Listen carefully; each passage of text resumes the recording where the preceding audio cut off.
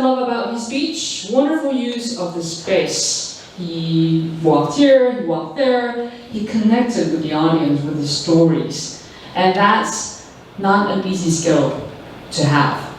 Second thing, you have details, vivid pictures of your, was it high school teacher or is it elementary school teacher? The middle school teacher correcting your pronunciations and the tones that you use and how your friends reacted. These were vivid examples, so vivid that people remember your story. I remember that the title is growing by forgetting, right? The grammarian Nazi, the pronunciation dictator.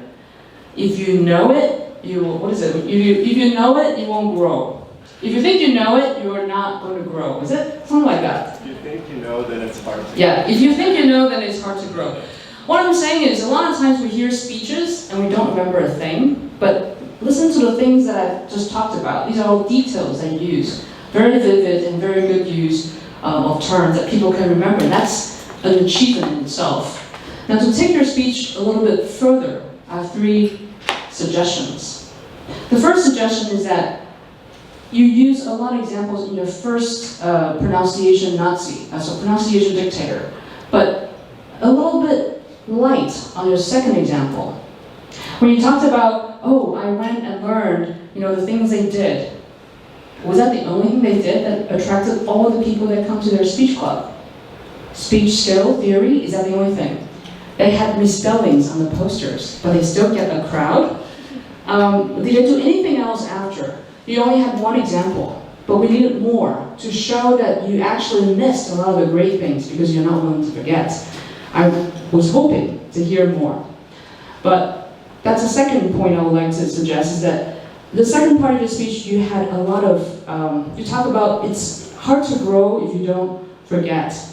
You need to learn to unlearn. You have a lot of phrases repeating, and that's a little bit too much fluff. I wouldn't use so much there. I would use that, cut it down, streamline your speech, and use it to talk about the details of your story. Make people remember that story. And lastly, if you want to take this a little further, how did this impact you as a person? How did it change you in the way you learn? Now, you talk about how we should behave and how we should unlearn, but how did that impact you personally? From the middle school kid that you were, from your speech club president that you didn't quite succeed, and then going to this other club. How did that impact you, and how did that change the way you run the club? I hope to hear more.